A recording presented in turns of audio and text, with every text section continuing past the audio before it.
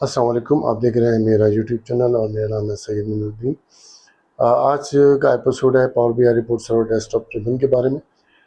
जो inter data का function है वो किस काम आता है उसके मैं आपको एग्जांपल दूंगा। इसके अलावा मॉडलिंग में भी डेटा टेबल है वो किस काम आता है, और मॉडलिंग के अंदर ही न्यूमेरिक रेंज के अंदर जो न्यूमेरिक रेंज और न्यूमेरिक फील्ड का जो ऑप्शन है वो किस काम आता है ये मैं आपको बताऊँगा।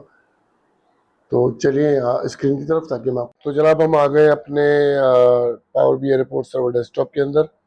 यहाँ पर हम आप देख सकते हैं मैंने एक ऑलरेडी डेस्कटॉप बनाया हुआ है जिसमें एक्सप्लेन किया हुआ है new parameters, new numeric range को। यहाँ पर मैंने एक कार फाइनेंसिंग का कैलकुलेटर बनाया हुआ है, ये मैं आपको एक्सप्लेन करूँगा अब आगे चल के। पहले हम ये जो एंटर डेटा का जो ये टेबल है इसको एक्सप्लेन कराता हूँ मैं आपको। यहाँ पर इसी से मैंने कैलकुलेशन, ये डेस्क के मेजर स्टोर करने के लिए इसको इस्तेमाल किया है। इसको कैसे बनाते हैं मैं आपको ये दिखाता हूँ। ये देखिए, ये टेबल खुल गया है। मैंने फर्ज करें यहाँ पे इसको दे दिया डेस्क टेबल और इसको कर दिया जनाब यानी लोड। तब ये यहाँ पे डेस्क का टेबल देखिए बन गया। ये देखिए, क्योंकि मैंने पहले भी शायद बनाया था तो इसलिए ये नंबर 2 दिखा रहा है। तो ये इसका फंक्शन है। आप अगर अपने मेजर्स को ना क्रिएट कर सकते हैं, जैसे मैंने यहाँ पे क्रिएट किए हुए सारे, इनको बस मैंने ऑर्गेनाइज कर दिया है फोल्डर्स के अंदर, ताकि मुझे पता चले कौन सा डेस्क किस लिए है। तो आप भी ऐसे ऑर्गेनाइज कर सकते हैं। उसका तरीका आपको मैंने पहले ही बताया था कि आप यहाँ आकर फोल्डर का नाम दे दें, वो फोल्डर बना देगा, और जितनी भी डेस्क उससे रिलेटेड है बस आपको यहाँ आकर डेस्क बनाने के बाद डिस्प्ले फोल्डर बताना पड़ेगा। वो उन फोल्डर्स के अंदर ऑटोमेटिकली सेव करता रहेगा। आप चाहें तो यहाँ शॉर्ट डिस्क्रिप्शन भी डाल सकते हैं ताकि आपको पता हो ये डेस्क मैंने किस लिए बनाया है।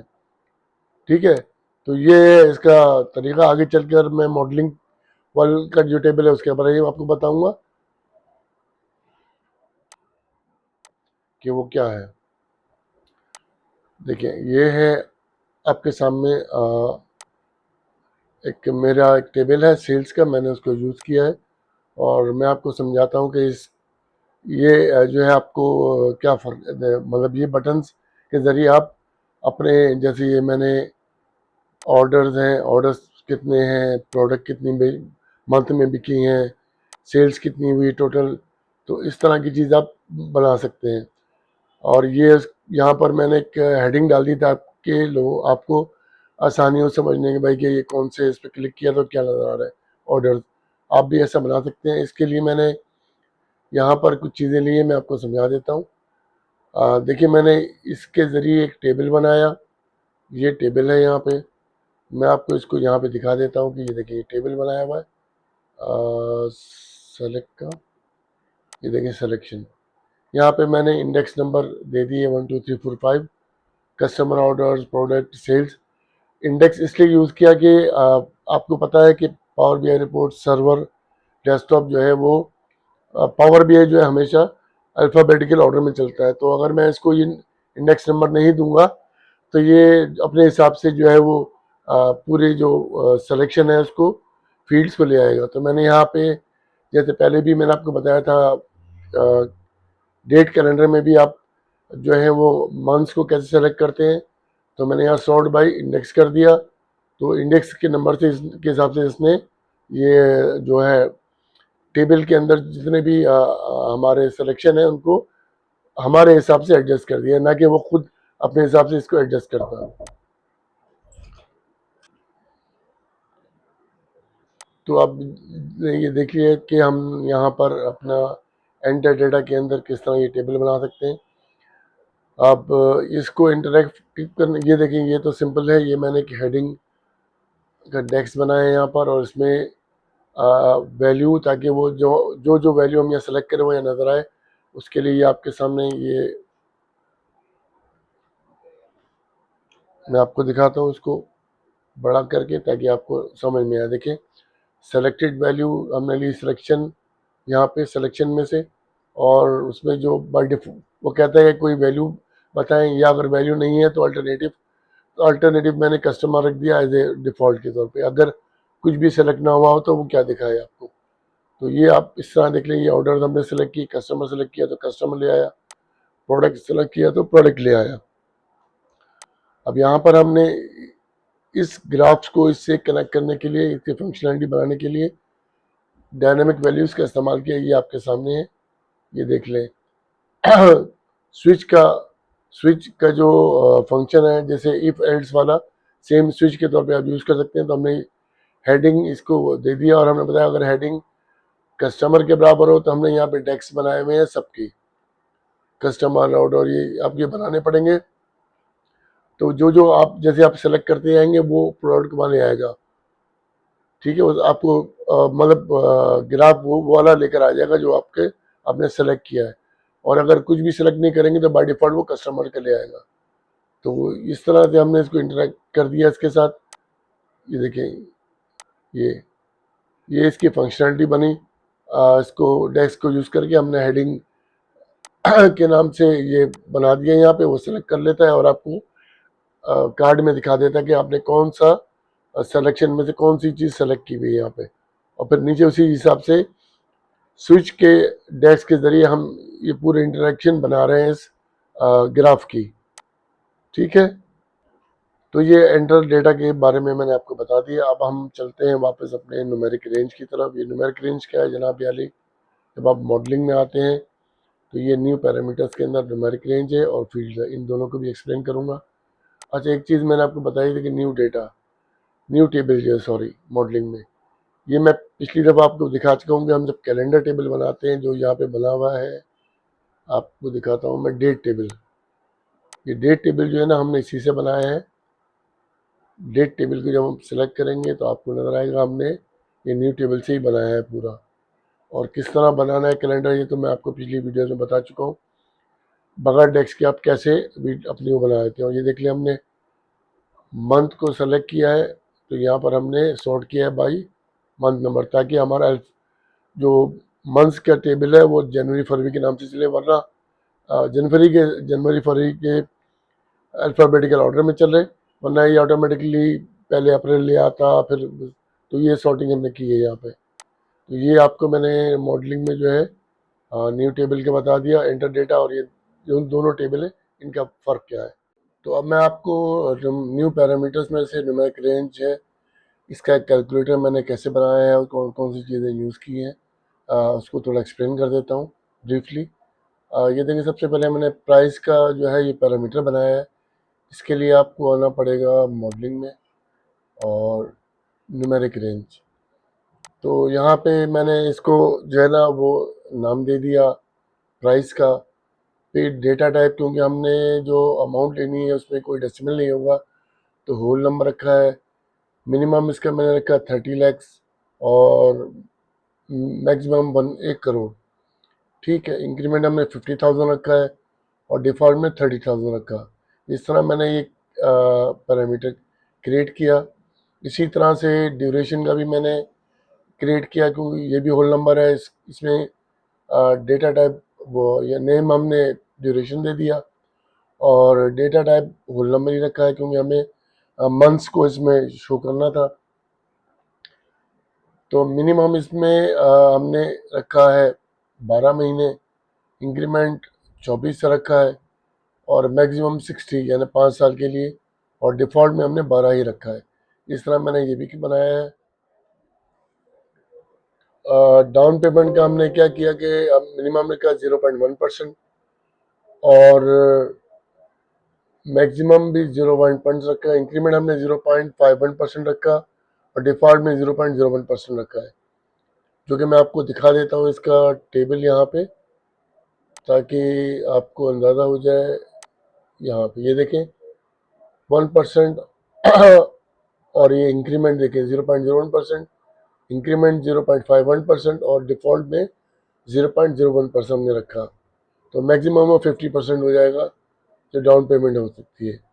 तो ये हमने इस तरह ये बनाया है। तो मैंने आपको ये बता दिया कि हमने पैरामीटर्स ये सारे कैसे बनाए हैं। अब मैं आपको बताता हूँ कि ये कार्ड्स और इसमें जो डेस्क इस्तेमाल हुआ है इस पूरे कैलकुलेटर को बनाने में, ये मैं आपको एक्सप्लेन करता हूँ। तो सिंपली देखिए, मैंने कार्ड लिया, कार्ड में मैंने प्राइस वैल्यू यहाँ से जो बनाई थी हमने वो उठा के यहाँ रख दी। ये उसने दिखा दी, अगर आप प्राइस वैल्यू अप डाउन करेंगे तो ये चेंज हो जाएगी यहाँ पे। ठीक है, इसी तरह ड्यूरेशन का भी सेम सिंपल यही किया मैंने कि ड्यूरेशन का जो आप देख सकते हैं यहाँ पे ये फील्ड है, इसको उठा के यहाँ मैंने रख दी है। इसको आप कम ज़्यादा करेंगे तो ये ऑटोमेटिक चेंज हो जाएगी। ठीक है, और सेम चीज़ मैंने यहाँ पे इसी की है डाउन पेमेंट वैल्यू की, कि मैंने उसका जो फील्ड है कैलकुलेशन है वो यहाँ रख दी। तो अब आप इसको जिस तरह मूव करेंगे तो ये आपको दिखाता रहेगा। ठीक है, अब मैं आपको बताता हूँ कि डिपॉजिट अमाउंट ये टैक्स हमने कैसे बनाया है, ये मैं आपको दिखाता हूँ। ये देखें, ये है डिपॉजिट अमाउंट, और ये आपके सामने, ये मैंने थोड़ा आपको बड़ा कर दिया था ताकि आपको नजर आने में आसानी हो। यानी प्राइस वैल्यू को मल्टीप्लाई करेंगे डाउन पेमेंट से तो ये आपकी डिपॉजिट अमाउंट ये निकल के आ जाएगी। ठीक है, अ, इसी तरह आपका जो है ये आप फाइनेंस अमाउंट कैसे हमने निकाले ये आप देख लें। आपके सामने फाइनेंस अमाउंट प्राइस वैल्यू में से हम डिपॉजिट अमाउंट में से प्राइस वैल्यू माइनस की तो ये आपको डिपॉजिट अमाउंट निकल के आ गया। ये वाला फाइनेंस अमाउंट सॉरी निकल के आ गया। इस तरह हमने इसकी कैलकुलेशन की है। अच्छा, अब आपकी मंथली इंस्टॉलमेंट कैसे बनती है ये देखें। ये आपका एक मेजर है, ये कहलाता है पीएमटी। एक्चुअली ये पीएमटी का मतलब है पेमेंट। तो इसके ये फार्मूला है जो हमने लगाया कि ये हमने लगाया कि जो आपका कार्बोर जो भी होता है इस वक्त जो आप मार्कअप है हमारा 0.22, और जो ये ईयरली कैलकुलेट होता है, एक साल 5 साल के लिए कैलकुलेट नहीं होगा। तो ये आप देख लेंगे हमने इसको 12 से डिवाइड किया, फिर ड्यूरेशन वाली ऐड कर दी, हमने ऑलरेडी बनाई हुई है, और फाइनेंस अमाउंट का टैक्स वो हमने ऐड कर दिया। तो ये आपका मंथली इंस्टॉलमेंट निकल आई। इसको थोड़ा मैं आगे थोड़ा सा एक्सप्लेन भी कर देता हूँ आपकी आसानी के लिए कि ये पीएमटी क्या है। देखिए, ये मैंने थोड़ी एक्सप्लेनेशन बनाई हुई है। What is PMT index? PMT is a financial function used to calculate the regular payment for a loan. यानी लोन अमाउंट कितनी होगी मंथली उसको कैलकुलेट करने के लिए ये फार्मूला है।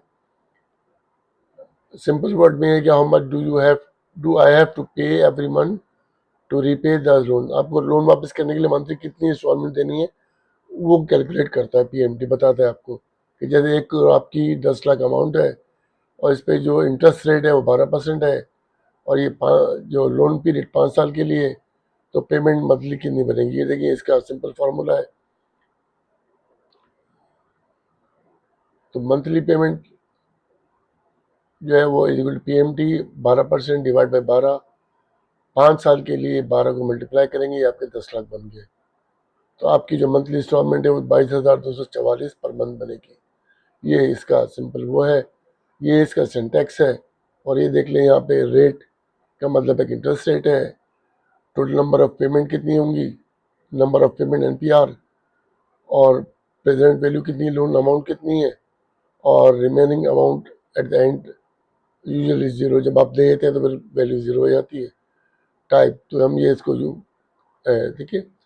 और PMT is whenever you see what will my monthly loan payment be, ये पीएमटी एक्चुअली इसका सिंटेक्स है, यानी आपको रिमेंबर करने के लिए। तो हमने यहाँ देख लिया मंथली रेट को डिवाइड कर दिया और टोटल पेमेंट को मल्टीप्लाई कर दिया 12 से। तो ये पीएमटी एक्चुअली आपका मैंने एक्सप्लेन कर दिया आपको ताकि पता हो कि पीएमटी व्हाट इज पीएमटी। उम्मीद है आपको ये एक्सप्लेनेशन जो है ना वो आसान लगी होगी। सिंपल वर्ड्स में आपको मैंने समझा दिया कि पीएमटी क्या है। तो जनाब अब हम अपने आखिरी चीज़ मैंने आपको जो बतानी थी, मॉडलिंग में पैरामीटर में न्यूमेरिक रेंज बता दी, फील्ड्स।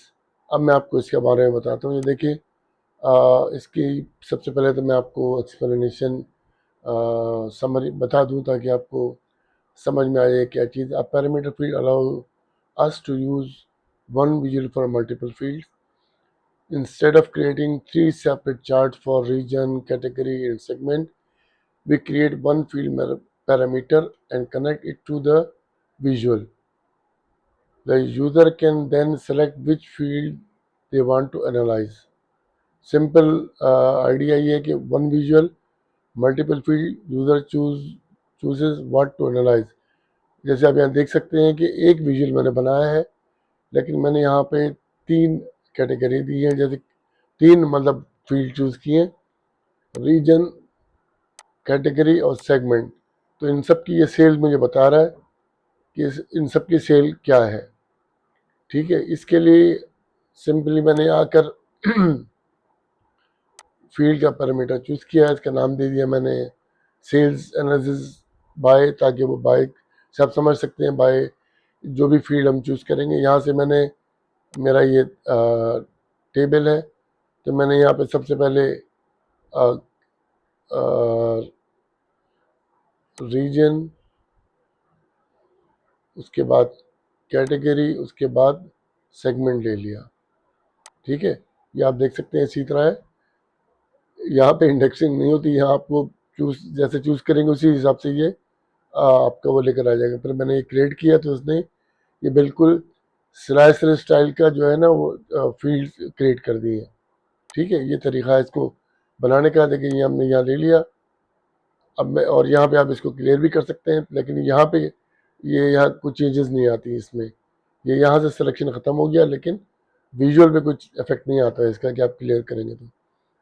और इसको बनाने के लिए मैंने सिंपली ये किया कि जब मैंने ये जो उसने फील्ड का वो पूरा एक डेस्क बना दिया है, उसको मैंने यहाँ पे एक्सेस में डाल दिया और वाई एक्सेस पे सेल चूज कर ली। तो अब आप देख सकते हैं कि जब हम कहते हैं तो खुद ब खुद ये सम ऑफ सेल बाय रीजन दिखा रहा है, सम ऑफ सेल बाय कैटेगरी दिखा रहा है, सम ऑफ सेल बाय सेगमेंट। आपको कुछ भी सेट करने की जरूरत नहीं है, ऑटोमेटिकली खुद ही इसका टेक्स्ट भी बना देता है।